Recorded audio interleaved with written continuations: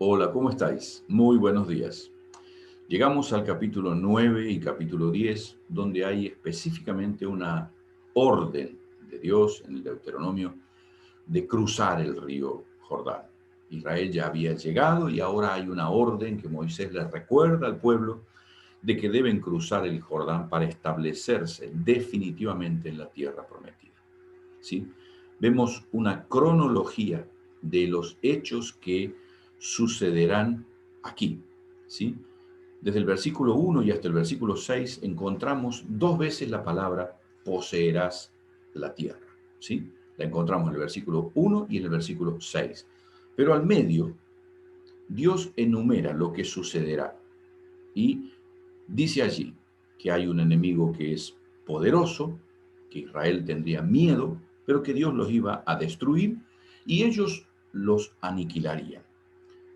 Que Dios lo haría por su propia justicia y no por la justicia de Israel, que esta sería la cosa que sucedería y que ellos no eran mejor que las naciones que Dios expulsaría. Aquí Dios está cumpliendo dos propósitos. Por un lado, castiga la maldad de los habitantes de Canaán y por el otro lado cumple la promesa que había hecho a Isaac, a Abraham y Jacob siglos antes. Pero les advierte, cuidado, si no obedecen serán castigados y o expulsados, al igual que los habitantes de ese momento de la tierra prometida.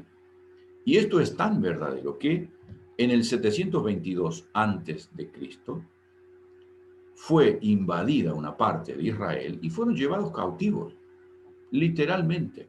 Fueron derrotados y llevados cautivos en el 586 antes de Cristo, fueron invadidos por Babilonia, los del reino del sur, ¿sí? Y en el año 70 Judea fue destruida por los romanos bajo la dirección, por así decir, de Tito, emperador, hijo del emperador Vespasiano.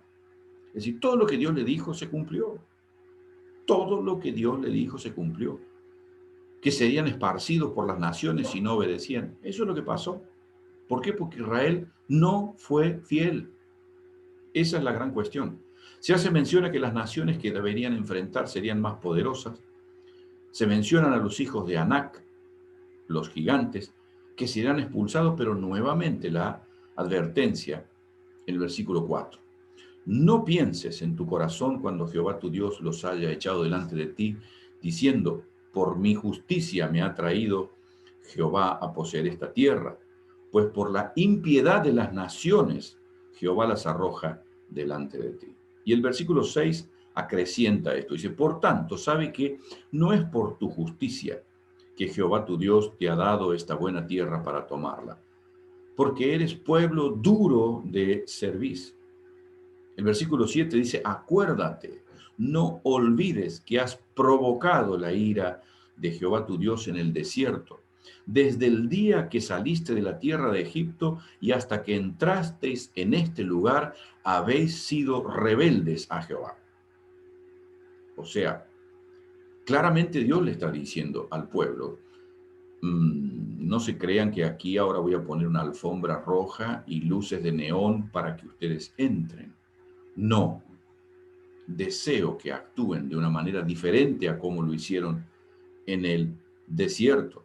Lejos de merecer el favor de Dios, Israel no ha hecho otra cosa que provocar su ira durante el desierto.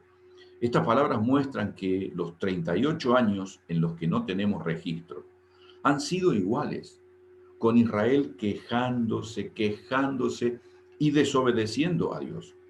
Luego, desde el versículo 8 y hasta el 24, se mencionan todas las rebeliones que se produjeron cuando Israel construyó el becerro de oro y otras rebeliones, y el versículo 24 dice, rebeldes habéis sido a Jehová desde el día que os conozco. Moisés le está diciendo esto al pueblo, toda una descripción de cómo somos los seres humanos. Es imposible vivir con una actitud de gratitud a Dios por nuestros propios medios. ¿Por qué? Porque siempre queremos más, porque siempre queremos más, ¿sí? Nunca podremos superar la queja, el lamento, la avaricia, la envidia, sin la obra del Espíritu. El Espíritu Santo provoca en nosotros tal plenitud con lo que tenemos, que estamos satisfechos con lo que poseemos. Y esa es una gran verdad que como pueblo de Dios en este tiempo necesitamos experimentar. Rico no es el que posee mucho, sino aquel que necesita poco. Esa es la gran cuestión. Y quien necesita poco vive con una gratitud mucho más genuina, porque el que cree que necesita mucho nunca va a estar contento y va a estar siempre lamentándose y lamentándose y lamentándose de lo que no tiene. ¿Sí? Y no estoy hablando del que tiene hambre, precisamente. Estoy hablando de aquel que tiene y quiere más. El que tiene un coche, que tiene 5 años y anhela y se desespera por uno nuevo. Aquel que tiene un piso donde vivir y quiere uno mayor. Aquel que tiene esto y quiere y quiere y quiere y nunca está satisfecho. Ese tiene que cambiar su postura frente a la vida. ¿Sí? El capítulo 10 nos relata cómo Dios le pide a Moisés que traiga nuevas piedras para escribir otra vez en ellas la ley de Dios, recordando que las anteriores él había arrojado contra el becerro de oro y lógicamente habían sido destruidas.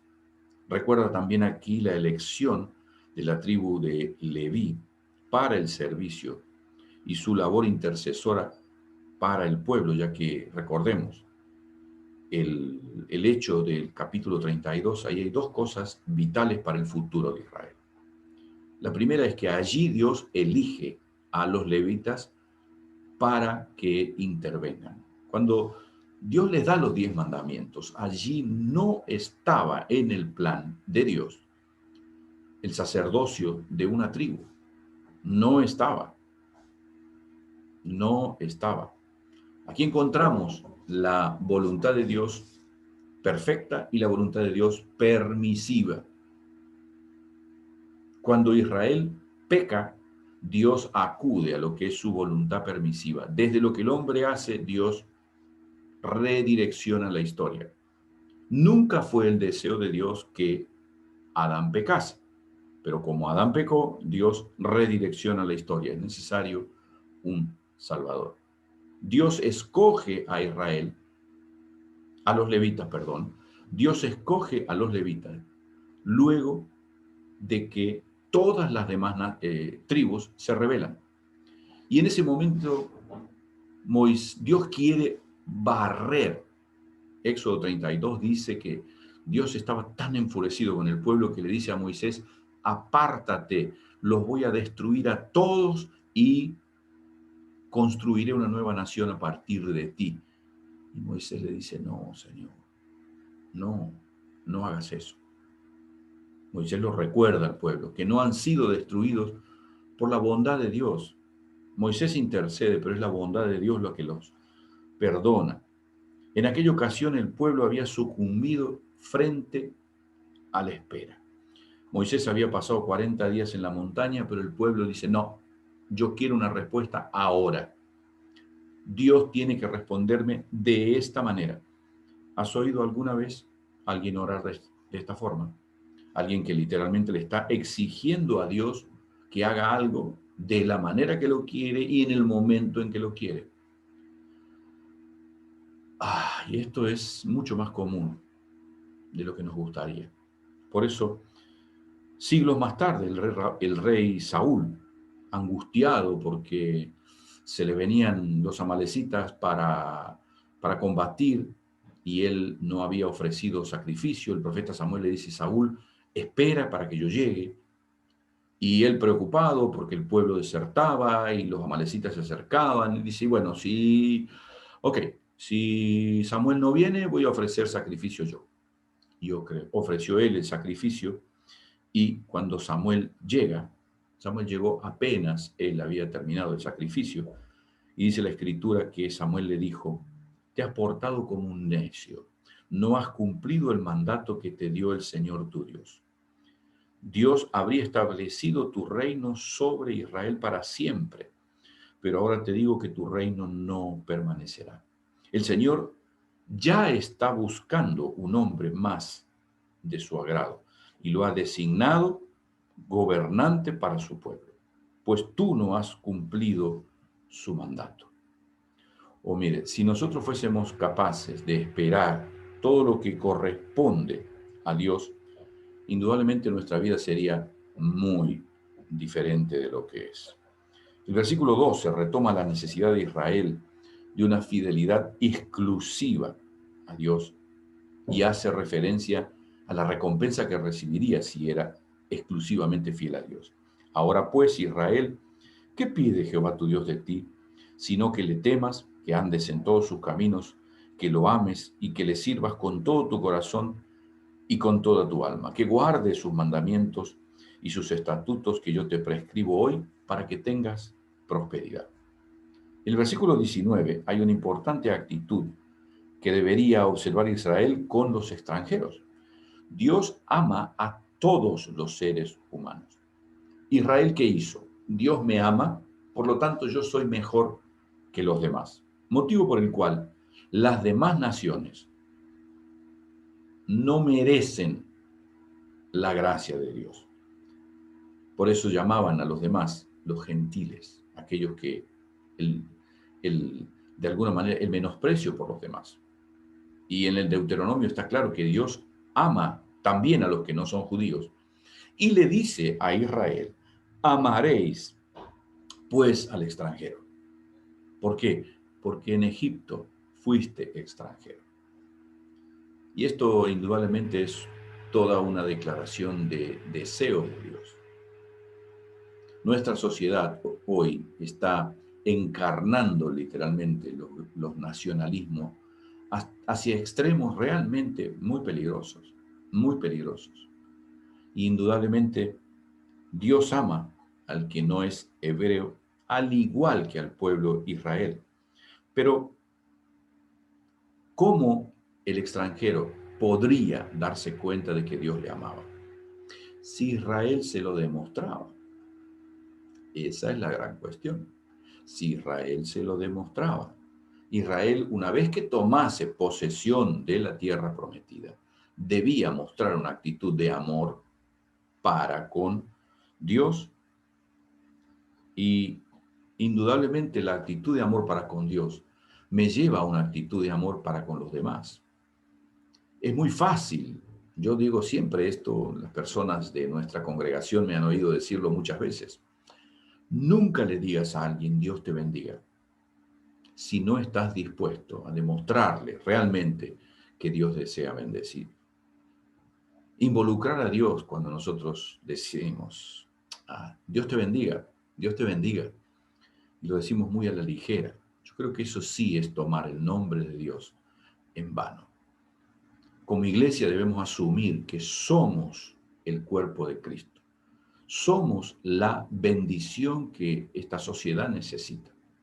Y cuando nosotros le decimos a alguien, Dios te bendiga, y nos damos vuelta frente a sus necesidades, estamos realmente mostrando la cara de un Dios que no es el Dios de la Escritura. El Dios de la Escritura atiende las necesidades de los demás. Sí, es lógicamente esta una enseñanza de altísimo valor moral y que nos hace recordar de dónde vinimos, cómo estábamos, qué teníamos tiempo atrás. No nos sintamos superiores, jamás, ni a los que están al lado nuestro, ni a los que evidentemente necesitan de nuestra ayuda. Recordemos lo que Dios le dice a Israel. No es por ti, no es por ti. Es para que se muestre mi carácter que yo te bendigo. Nos encontramos el día de mañana, queridos. El Señor os bendiga.